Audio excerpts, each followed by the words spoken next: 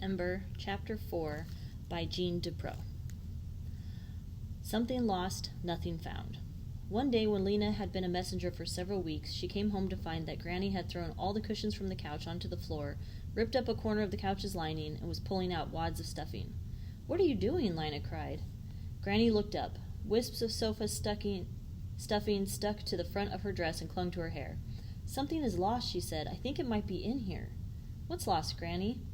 "I don't quite recall," said the old woman. "Something important." "But, Granny, you're ruining the couch. What will we sit on?" Granny tore a bit more of the covering off the couch and yanked out another puff of stuffing. "It doesn't matter," she said. "I'll put it back together later." "Let's put it back now," Lina said. "I don't think that what's lost is in there." "You don't know," said Granny darkly, but she sat back on her heels, looking tired. Lina began cleaning up the mess. "Where's the baby?" she asked. Granny gazed at Lena blankly. "The baby? You haven't forgotten the baby?" "Oh, yes, I think she's down in the shop." "By herself?" Lena stood up and ran down the stairs. She found Poppy sitting on the floor of the shop, enmeshed in a tangle of yellow yarn. As soon as she saw Lena, Poppy began to howl. Lena picked her up and unwound the yarn, talking soothingly, though she was so upset that her fingers trembled. For Granny to forget the baby was dangerous. Poppy could fall downstairs and hurt herself. She could wander out into the street and get lost. Granny had been forgetful lately, but this was the first time she'd completely forgotten about Poppy. When they got upstairs, Granny was kneeling on the floor, gathering up the white tufts of stuffing and jamming them back into the hole she made in the couch. "It wasn't there," she said sadly. "What wasn't?" "It was lost a long time ago," said Granny. "My father told me about it." Lena sighed impatiently. More and more her grandmother's mind seemed to get caught in the past. She could explain the rules of Pebble Jacks, which she'd last played when she was 8, or tell you what happened at the singing when she was 12, or she danced with the Clothing Square dance when she was 16, but she would forget what happened the day before yesterday. "They heard him talking about it when he died," she said to Lena. "They heard who talking?" "My grandfather, the 7th mayor." "And what did they hear him say?" "Ah," said her grandmother with a faraway look, "that's the mystery. He said he couldn't get at it. 'Now it is lost,' he said." "But what was it?" "He didn't say." Lena gave up. It didn't matter anyway. Probably the lost thing was the old man's left sock or his hairbrush. But for some reason the story had taken root in Granny's mind.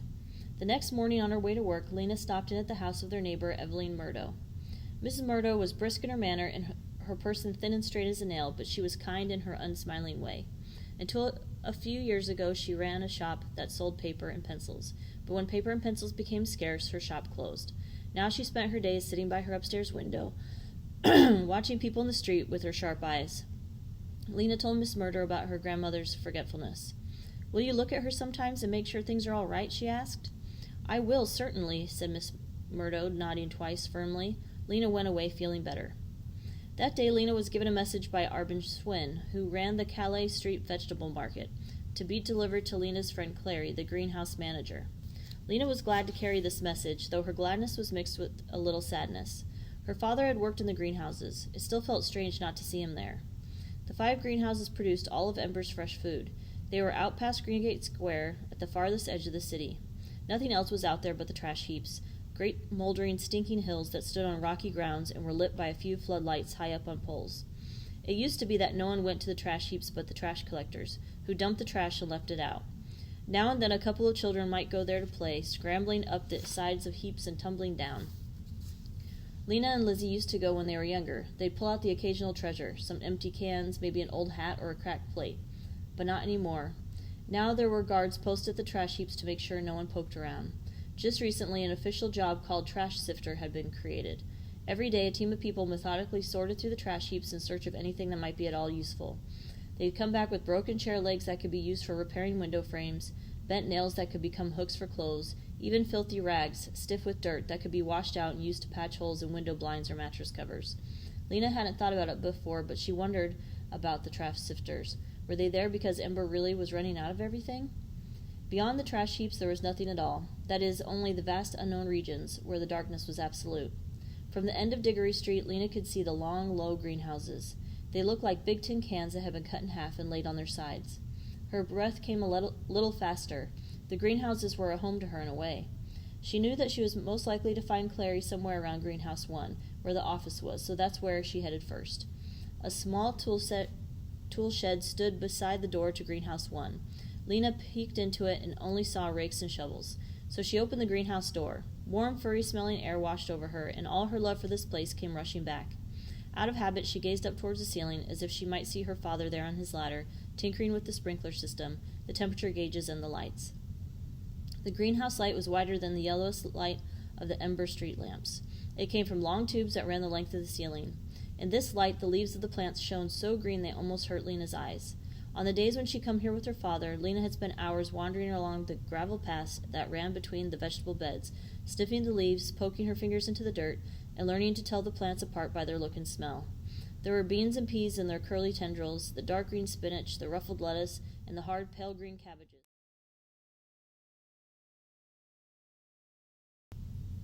She was more comfortable with plants than people, Lena's father had always said. She was strong but shy, a person of much knowledge but few words. Lena had always liked her. Even when she was little, Clara did not treat her like a baby, but gave her jobs to do, pulling up carrots, picking bugs off cabbages. Since her parents had died, Lena had come many times to talk to Clary, or just to work silently beside her. Clary was always kind to her, and working with the plants took Lena's mind off her grief. "Well," said Clary. She smiled at Lena, wiped her hands on already grimy pants, and smiled some more. Finally she said, "You're a messenger." "Yes," said Lena, "and I have a message for you. It's from Arbin Swin. Please add 4 extra crates to my order, 2 of potatoes and 2 of cabbages." Clary frowned. "I can't do that," she said. "At least I can send him the cabbages, but only 1 small crate of potatoes." "Why?" said Lena. "Well, we have a sort of problem with the potatoes." "What is it?" said Lena. Clary had a habit of answering questions in the briefest possible way. You had to keep asking and asking before she would believe you really wanted to know and weren't just being polite. Then she would explain, and you would see how much she knew and how much she loved her work. "I'll show you," she said. She led the way to a bed where the green leaves were spotted with black. "A new disease. I haven't seen it before. When you dig up the potatoes, they're runny inside instead of hard, and they stink. I'm going to have to throw out all the ones in this bed. There are only a few beds left that aren't infected." Most people in Ember had potatoes at every meal, mashed, boiled, stewed, roasted. They'd had fried potatoes, too, in the days before the cooking oil ran out. "I'd hate it if we couldn't have potatoes anymore," Lena said. "I would, too," said Clary. They sat at the edge of the potato bed and talked for a while, about Lena's grandmother and the baby, about the trouble Clary was having with the beehives, and about the greenhouse sprinkler system. "It hasn't worked right since—" Clary hesitated and glanced sideways at Lena. "For a long time," she said. She didn't want to say, "since your father died." Lena understood that. She stood up. "I should go," she said. "I have to take Arbin Swin the answer to his message." "I hope you'll come again," said Clary. "You could come whenever. You could come any time." Lena said thank you and turned to go. But just outside the greenhouse door, she heard running footsteps and strange, high, sobbing sound. Or rather, she heard sobs and then a wail, sobs and then a shout, and then more sobs getting louder. She looked back toward the rear of the greenhouses, towards the trash heaps. "Clary," she called, "there's something—" Clary came out and listened too. "Do you hear it?" "Yes," said Clary. She frowned. "I'm afraid it's someone who—" She peered toward the crying noise. "Yes, here she comes." Her strong hand gripped Lena's shoulder for a minute. "You'd better go. I'll take care of this." "But what is it?" "Never mind. Just go on." But Lena wanted to see. Once Clary had walked away, she ducked behind the tool shed. From there she watched. The noise came closer. Out beyond the trash heaps a figure appeared. It was a man, running and stumbling, his arms flopping. He looked as if he was about to fall over, as if he could hardly pick up his feet. In fact, as he came closer, he did fall. He tripped over a hose and crumpled to the ground as if his bones had dissolved. Clary stooped down and said something to him in a voice too low for Lena to hear. The man was panting. When he turned over and sat up, Lena saw that his face was scratched and his eyes were wide open in fright. His sobs turned into hiccups. She recognized him. It was Saj Merrill, one of the clerks in the supply depot. He was a quiet, long-faced man who looked always worried. Clary helped him to his feet. The two of them came slowly toward the greenhouse, and as they got closer, Lena could hear what the man was saying. He spoke very fast in a weak, trembly voice, hardly stopping for breath. "Was sure I could do it. I said to myself, just one step after another, that's all, one step after another. I knew it would be dark. Who doesn't know that? But I thought, well, the dark can't hurt you. I'll just keep going, I thought." He stumbled and sagged against Clary. "Careful," Clary said. They reached the door of the greenhouse, and Clary struggled to open it. Without thinking, Lena darted out from behind the tool shed and opened it for her. Clary shot her a quick frown but said nothing. Saj didn't stop talking. "But then the farther I went, the darker it was, and you can't just keep walking into black dark, can you? It's like a wall in front of you. I kept turning around to look at the lights of the city because that's all there was to see, and then I'd say to myself, don't look back, keep moving, but I kept tripping and falling. The ground is rough out there, and I scraped my hands." He held up one hand and stared at the red scratches on it, which oozed drops of blood. They got him got him into Clary's office and sat him down in her chair. He rambled on. Be brave, I said to myself. I kept going and going, but then all of a sudden I thought, anything could be out here. There could be a pit 1,000 feet deep right in front of me. There could be something that bites. I've heard stories, rats as big as garbage bins, and I had to get out of there, so I turned around and I ran. Never mind, said Clary. You're all right now. Lena, get him some water. Lena found a cup and filled it from the sink in the corner. Sadge took it with a shaking hand and drank it down. What were you looking for? Lena asked. She knew what she would have been looking for if she had gone out there. She thought about it countless times. Sadge stared at her. He seemed to have to puzzle over her question. Finally he said, I was looking for something that could help us. What would it be? I don't know. Like a stairway that leads somewhere maybe? Or a building full of, I don't know, useful things? But you didn't find anything or see anything? Lena looked disappointed. Nothing. There's nothing out there. His voice became a shout and his eyes looked wild again. Or if there is, we can never get to it. Never. Not without a light. He took a long, shaky breath. For a while he stared at the floor. Then he looked up. I think I'm all right now. I'll be going. With uncertain steps, he went down the path and out the door. Well, said Clary, I'm sorry that happened while you were here. I was afraid you might be scared. That's why I told you to go. But Lina was full of questions, not fear. She had heard tales of people who tried to go out into the unknown regions. She had thought about it herself. In fact, she wondered the same thing as Sadge. She had imagined making her way out into the dark and coming to a wall in which she could find the door to a tunnel, and at the end of the tunnel would be the other city, the city of light that she had dreamed about. All it would take was the courage to walk away from Ember and into the darkness, and then to keep going. It might have been possible if you could carry a light to show the way, but in Ember there was no such thing as a light you could carry with you. Outside lights were fixed to their poles or to the roofs of houses. Inside lights were set into the ceiling or had cords that had to be plugged in. Over the course of Ember's history, various clever people had tried to invent a movable light, but all of them had failed. One man had managed to ignite the end of a stick of wood by holding it against the electric burner of his stove. He'd run across the city with the flaming stick, planning to use it to light his journey, but by the time he got to the trash heaps, his torch had gone out. Other people latched onto his idea. One woman who lived on Deadlock Street, very near the edge of the city, managed to get into the unknown regions with her flaming stick, but the stick burned quickly, and before she could go far, the flames singed her hands and she threw it down. Everyone who has tried to penetrate the unknown regions has come back within a few hours, their enterprise a failure. Lena and Clary stood by the open door of the greenhouse and watched Sadge shuffle towards the city. As he neared the trash heaps, 2 guards who had been sitting on the ground got to their feet. They walked over to Sadge, and each of them took hold of one of his arms. Uh-oh, said Clary. Those guards are always looking for trouble. But Sadge hasn't broken any law, said Lena. Doesn't matter. They need something to do. They'll get some fun out of scaring him. One of the guards was shaking a finger at Sadge and saying something in a voice almost loud enough for Lena to hear. Poor man, said Clary with a sigh. He's the 4th one this year. The guards were marching Sadge away now, one on either side of him. Sadge looked limp and small between them. What do you think is out there in unknown regions, Clary? Clary stared down at the ground where the light from the greenhouse was casting long, thin shadows of them both. I don't know. Nothing, I guess. But do you think Ember is the only light in the dark world? Clary sighed.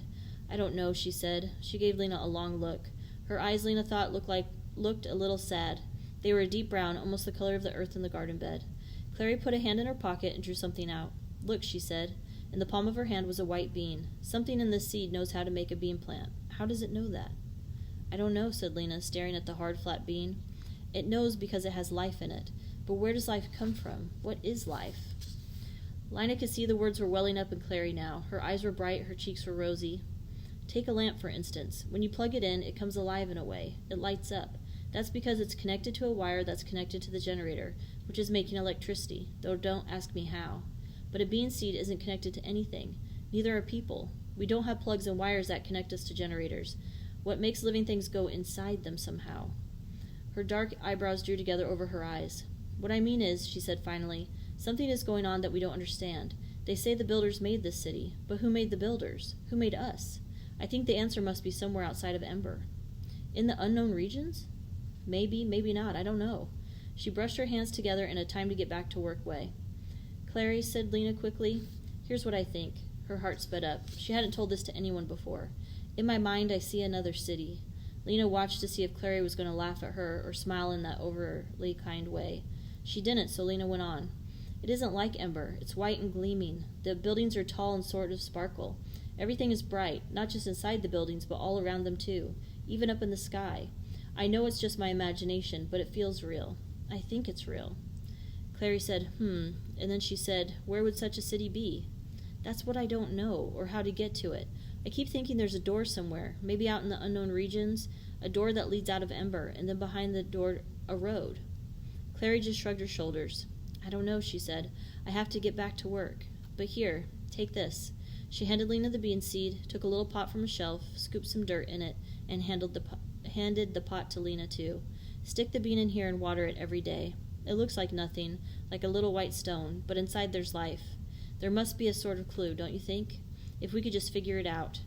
Lena took the seed in the pot. Thank you, she said. She wanted to give Clary a hug, but didn't, in case it would embarrass her. Instead, she just said goodbye and raced back towards the city. Remember to subscribe to listen to Chapter 5.